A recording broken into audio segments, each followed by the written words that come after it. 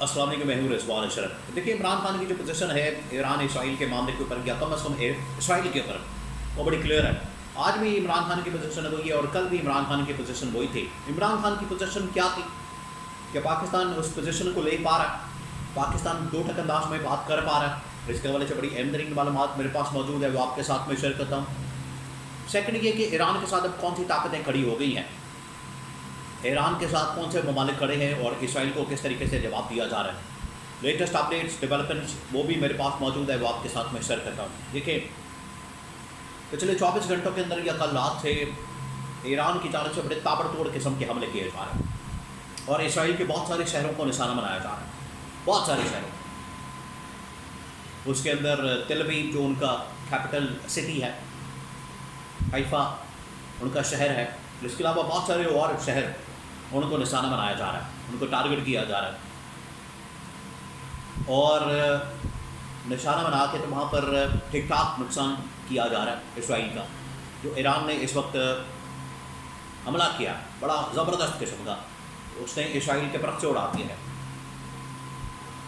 Iran के ऊपर जब हमला किया गया तो ऐसा लगता था कि अब सब कुछ ख़त्म हो गया और इसराइल और अमेरिका ने अपनी जो बालादस्ती है, हेजेमनी है, इस इलाके के अंदर कायम कर ली है और ईरान अब कुछ नहीं करेगा, क्योंकि उन्होंने ऊपर की जो मिलिट्री लीडरशिप थी, फिर उसके बाद सिविल लीडरशिप को निशाना बनाने की कोशिश की, अंदर रजीम चेंज ऑपरेशन करने की कोशिश की, अंदर गद्दारी, बगावत, बड़ा कुछ हो रहा था, इसराइल बड़ा कुछ कर रहा था।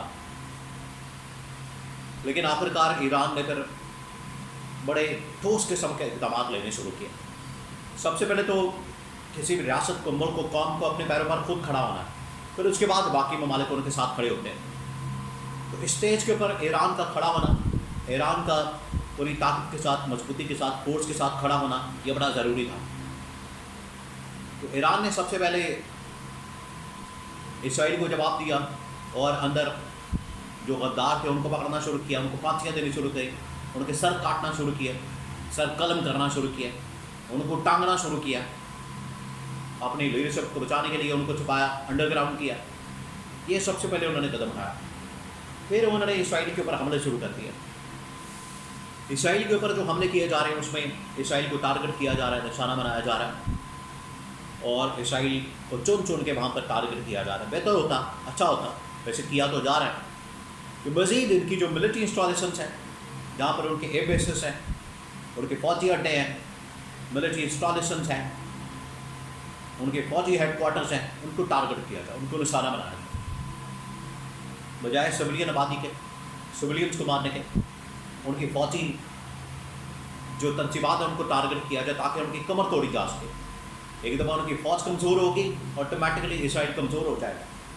ये हिकमत अमली अपनाने की ज़रूरत है। अब जो नुकसान किया जा रहा है उसमें आम शहरी आबादी को भी निशाना बनाया जा रहा है, वीडियोज़, फुटेज सब कुछ आ रहा है। लेकिन इसराइल भी क्योंकि अब ये हरकतें कर रहा है, इसराइल की जानब से भी आबादी को निशाना बनाया जाता है, टारगेट किया जाता है, मिलिट्री को भी टारगेट कर रहा है, साथ में सिविलियंस को भी टारगेट कर रहा है, ईरान भी कर रहा है। तो ये टेट फॉर टैट हो रहा है। तो जहाँ पर ईरान ने जवाब दिया, ईरान अपने पैरों पर खड़ा हुआ है, उधर 3 बड़ी एटमी ताकतें इस वक्त ईरान के साथ खड़ी हो गई। अब वो कौन सी है मैं आपको बताता हूँ। सबसे पहले बड़ी ताकत, एटमी ताकत, रूस, वो इस वक्त ईरान के साथ है। देखिए, मुकम्मल तौर पर इस वक्त एक डिवाइड नज़र आ रही है, ब्लॉक्स बने हुए हैं। एक तरफ ईरान और ईरान के सपोर्टर्स हैं, दूसरी जानब इसराइल और इसराइल के सपोर्टर हैं। इसराइल की तरफ इस वक्त अमेरिका और यूरोपियन ताकतें,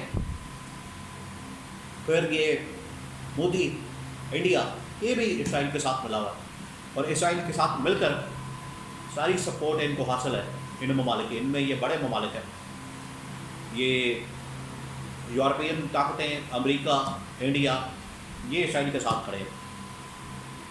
ईरान के साथ सबसे पहले रूस ने, जहाँ पर बाकी ममालिक एक एक करके सामने आए, रूस इस वक्त मुकम्मल सपोर्ट कर रहा है और रूस की जानब से मुख्तलिफ़ चीज़ों की, असला वगैरह की सप्लाई वो भी हो रही है अंदर का। रूस एक बहुत बड़ी ताकत, ईरान को फुल सपोर्ट। सेकंड जो फुल सपोर्ट मिल रही है, दूसरी बड़ी ताकत, एटमी ताकत, चीन। ये कोई छोटी बात नहीं है। इतनी बड़ी ताकत ईरान को सपोर्ट कर रही है, रूस जैसी बड़ी ताकत पर। ये एक बहुत बड़ी सुपर पावर जो बनने जा रही है, चाइना, वो सपोर्ट कर रहा है। तो ये अच्छी बात है, इस इलाके के अंदर कोई हेजेमनी कायम नहीं होने दे रहा चाइना। पाकिस्तान के ऊपर हमला करने की कोशिश की इंडिया ने, अपनी हेजेमनी बालादस्ती कायम करने के लिए, भड़का दिया। चाइना ने भरपूर सपोर्ट किया। पाकिस्तान ने, ठीक है, पाकिस्तान ने अपने पैरों पर खड़े होकर ये हमले को नाकाम किया, लेकिन चाइना की भरपूर सपोर्ट थी, उससे भी इनकार नहीं किया जा सकता। तो इधर भी ईरान को मुकम्मल सपोर्ट है चाइना की, और चाइना के सपोर्ट के साथ ईरान इस वक्त अपने पैरों पर खड़ा है और हमले कर रहा है, जवाब दे रहा है। कि अगले 24 से 48 घंटों के अंदर घुटने टेकने पड़ेंगे इसराइल और उनके पीछे खड़ी ताकतों को, क्योंकि ये सीज फायर करना पड़ेगा। ये ज़्यादा देर तक चला नहीं सकते, सिविलियंस को बहुत ज़्यादा नुकसान हो रहा है। लेकिन कम से कम ये ज़ख्म उसको भी, तकलीफ उसको भी होनी चाहिए इसराइल को, क्योंकि गज़ा के ऊपर, फ़लस्तीन के ऊपर जो हमला करता है, आम शहरियों को निशाना बनाता है, उनको भी तकलीफ होनी चाहिए। हालांकि इसकी सपोर्ट नहीं की जा सकती, लेकिन सिर्फ उनको रियलाइज़ करवाने के लिए, आम शहरियों को निशाना बनाने से इतना दूसरे वहाँ पर 60-70 हज़ार आम शहरी मार दिए, फ़लस्तीनी शहीद कर दिए, उनका क्या कसूर था? अब इसराइल को पता लग रहा है उनकी सिविलियन आबादी, इंफ्रास्ट्रक्चर, बिल्डिंग्स, इमारतें, सब कुछ तबाह बर्बाद किया जा रहा है। तो चीन के बाद दो ये बड़ी ताकतें, एटमी ताकतें, रूस, चीन, और उसके बाद पाकिस्तान भी ईरान के साथ खड़ा है। पाकिस्तान की जानिब से अभी तक तो अखलाकी, सफारती, सियासी हिमायत की जा रही है, लेकिन मिलिट्री सपोर्ट भी होनी चाहिए, ताकि इनको पता लग सके कि इस्लामी मुल्क के ऊपर हमला करना ये अब इतना आसान मामला नहीं होगा। इराक़ इन्होंने ख़त्म कर दिया, शाम ख़त्म कर दिया, यमन ख़त्म कर दिया, लेबनान ख़त्म कर दिया, इन्होंने ये तमाम इलाके ख़त्म कर दिए, शाम ख़त्म कर दिया, सब कुछ ख़त्म कर दिया। अब ईरान के बाद इन्होंने फिर इधर पाकिस्तान, आखिरकार पाकिस्तान ही साथ लगता है अल्टीमेटली, लेकिन टारगेट पाकिस्तान बनता है। इस वजह से पाकिस्तान को इस पर बड़ा क्लियर दो कैटेगोरिकली मौका बनाने की ज़रूरत है अपनी इन तमाम दोस्त ममालिक के साथ मिलकर। यही वो वक्त है। जनरल आसिम अमेरिका के अंदर मौजूद है, उनको चाहिए ट्रंप के साथ बात करें, अमेरिकी इस्टेब्लिशमेंट के साथ, इंतज़ामिया के साथ। आपको ये हमला महंगा पड़ेगा, आपने हमले करके देख लिए, आपको कुछ नहीं मिला, आप जलील होकर निकलते हैं। अफगानिस्तान के अंदर से निकले, वियतनाम के अंदर से निकले, अब ये ईरान के अंदर से भी जलील होकर निकलेंगे। ठीक है, आपने इन ममालिक को निशाना बना लिया, लेकिन यहाँ पर अब ये खाला जग का बाड़ा नहीं है, आप जहाँ मर्जी चाहें घुस जाएँ और मारें।